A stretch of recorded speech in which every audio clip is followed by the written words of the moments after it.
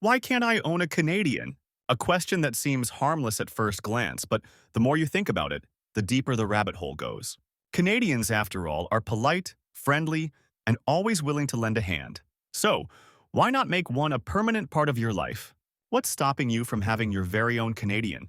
Always ready with a smile and a sorry for every occasion. But how would you go about owning one? Is there a secret Canadian adoption agency where you can sign up?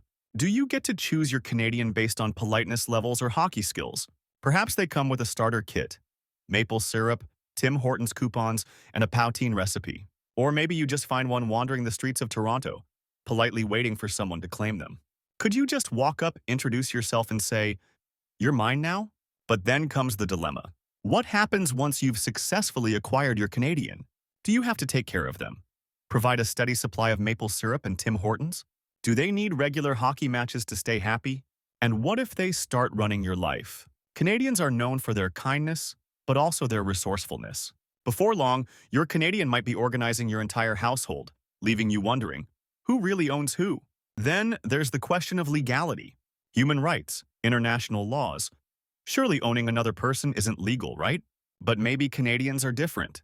Maybe they're so polite, they wouldn't mind. Or maybe there's a deeper, darker conspiracy at play. What if Canadians have been secretly owned for years, silently serving their owners without complaint?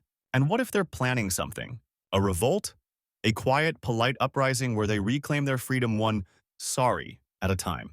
Imagine the international outcry. Countries around the world shocked by the discovery of a Canadian ownership ring.